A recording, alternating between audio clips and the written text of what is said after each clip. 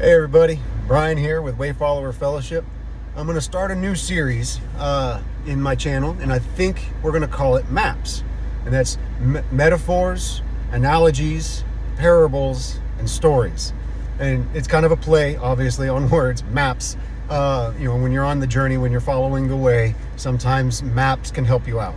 So that's kind of the idea behind that acronym, but also, it's got, the metaphor, analogies, parables, and stories. So, that being said, today, the first story that we're going to talk about is one that I heard when I was a child. My dad actually gave me this story, and I've seen it time and time again in different literature, in different books, by different theologians or Christian writers, things like that. There's always a little variation to it, and something a little changed. There's not really any knowledge as to where it exactly originated. At least I don't know where it exactly originated from, but it does definitely illustrate some good points. So, join me. Imagine, if you will, there's this rich man. He has a big, beautiful home on beautiful, pristine property. And he's going about his daily business. He's tending to his land. He's tending to his house, doing his work. And he hears a knock on the door. And he goes to the door. And he opens the door, and standing in front of him is Jesus. And he's like, "Oh, hey, Jesus, I've heard so much about you. I've heard that you come to people's houses, and I just never thought it would happen to me. This is fantastic news. I'm glad you're here. Come in. Stay with me. Will you stay with me?" And Jesus said, Of course I'll stay with you. That's why I'm here. I want to be with you. I want to hang out. I want to live with you." "Oh, you want to live with me? Yes. Okay, great." And he takes him upstairs and shows him all the rooms and shows him around the property and shows him the downstairs, shows him everything, and says, This is my house. What do you think?" And he's like, "It's a very beautiful house. I like it. It's very nice." He says, "Well, let me show you to your room." And he takes him upstairs again and gives him the best room in the house, even better than his own. He gives him the best and most beautiful room in the house. And Jesus says, "Thank you. I really appreciate it." And he goes into the room and shuts the door. And man's just so overjoyed. The man is just excited. He's just living the dream now. He's got everything he's ever wanted, and he's got Jesus. I mean, this is great. He's just overjoyed, right? So he continues going about his business, but this time his heart is happy, and he's in joy, and he's just loving life, and everything's going great. Everything's just fantastic. Well, that evening, as things were kind of winding down, as he was getting ready for bed and getting ready to be done for the day, he hears another knock at the front door. And he goes and answers the door, and when he opens the door, a demon comes running in and just slams into him and slams him against the wall, and he's fighting this demon, and he's just wrestling with him, and they're destroying parts of the house, and there's cups flying, and there's dishes crashing, and the TV's been knocked over and is destroyed, and the guy gets slammed into a glass table. He gets up and he's just fighting. He's cut, he's bruised, he's bleeding, and he's fighting for his life. And this demon is just relentless.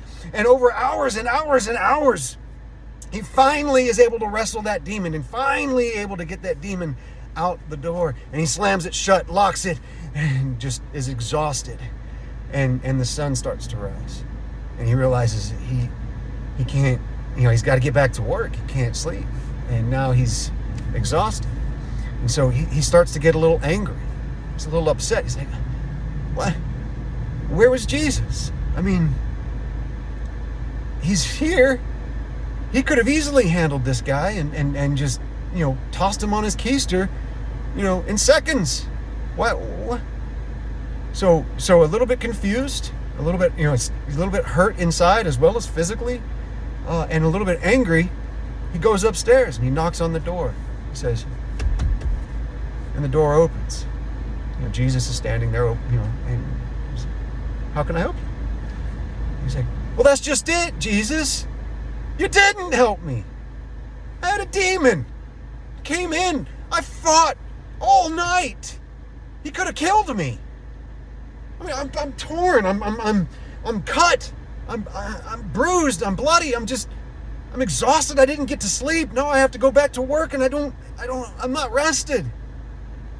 And Jesus said, well, you only gave me this room. So that's where I stayed.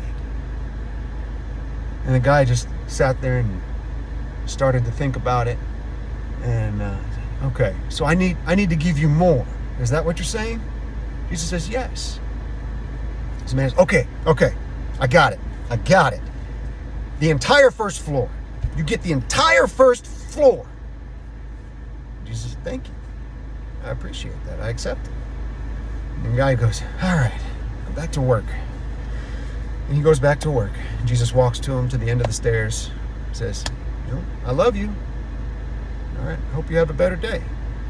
The guy goes down and tends to his work. He's sore, and he's got bandages everywhere, and he's got a black eye, and his neck hurts, his back hurts, his knees throbbing. He's just going through the rest of the day. Now he feels better about Jesus, but he's still hurt. He's still struggling. He's still having a hard time. But he's confident that if something happens again, then he'll be okay. He says, okay. So he goes about his day and completes his business. And again, as he's getting ready for his, getting ready to go to bed, he's shutting everything down. He hears another knock at the door. This time when he doesn't quite open the door as open as he did the last time. He's kind of weary about who might be coming at this hour at this point. So he only just kind of cracks the door open. And then as soon as he cracks the door open, suddenly the demons, more demons, one and more, come and just burst into his house. So he's dealing with all these demons now. He's fighting them, and they're throwing him against the wall again. And there's new holes in the wall, and he had just replaced the table, and it's been destroyed again. And his his computer's been destroyed. His couch is being torn to shreds. His kitchen is in shambles. His house is being destroyed again, and he fights and he wrestles, and he's finally, one by one, he's able to get them out of the house, and he slams the door shut and locks it.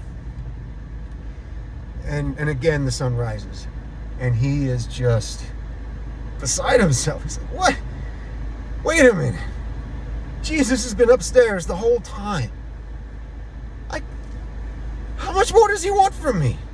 How much more does he want me to do? How can he be here and not help? Now he's really pissed. So he goes up the stairs and he finds Jesus standing at the top of the stairs. He goes, Jesus, were you there the whole time? Yes. Didn't you see what was going on? Yes, I did. I certainly did. Looked like you were having a very difficult time with it. Why didn't you come down to help? Why were you? Isn't that what you do? You help me with my demons.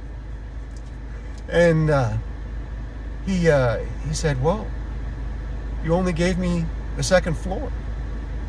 And that's where I stayed. What do I need to do? What do I need to give? What do you need so that you can help me with my demons? I need it all. I need everything. I need the house, the land. I need all of it. I need your entire life. I need it all. Only then, will you find help. Only when you surrender everything to me. Fine. I surrender. Jesus. I surrender everything. You have this house. You have this land. Everything that I own. Every possession. You have me. You have everything that I have. It's yours. Thank you. All right. So, now that I have everything, go about your business. I'll be here. Okay. Thank you, Lord. Thank you, Jesus. So he goes back downstairs. And Jesus accompanies him this time. And Jesus is, walking around, kind of surveying all that has been given to him at this point, and the man goes about his work. He's doing his, daily routine, going through everything, still super exhausted, never having haven't slept in 2 days. He's broken and battered, and he's been torn, and he's bloody, and he had to bandage himself up, and Jesus helped him. Jesus came and helped him with the bandages. And Jesus helped to cover his wounds, and made sure that they were sanitary, so that when they healed, they would heal correctly. And so he was grateful, thanked Jesus for that. And as the day was coming to an end, winding everything down, the man was downstairs and finishing up cleaning up the mess and getting things back in order in the house. And he hears another knock on the door. Weary, very weary at this point about who might be at the door, he starts to walk slowly towards the front door, and Jesus comes out of the kitchen and says, "Whoa, whoa, whoa! What are you doing?" "Well, somebody's at the door, Lord. I was going to answer the door." And Jesus said to him, "Whose house is this?" "Oh, it's your house, Jesus. You're the master of this house. You should be answering the door, not me." "Oh, yeah. So let me answer the door." "Okay, Lord, absolutely. Go ahead. It's yours to answer." So Jesus walks up confidently, standing tall. Jesus reaches for the doorknob, grabs it, turns it, and swings the door open. Standing right in front of Jesus is Satan himself, with fear in his eyes. Trembling, he bows down to the ground and says, "Lord, I apologize. I did not know this was your house." And he runs off as fast as he can away. Jesus shuts the door, turns to the man, says, "Now go and rest. I've got it from here." So I hope you like that story, and I hope it resonates with you. I love it. I love that story. And if you found this to be an entertaining story, or if you found some value in it, please feel free to like, share, and subscribe. Hit that notification button, the bell button, so that you can be notified when I post new videos. All right. Go with Christ, and I love you.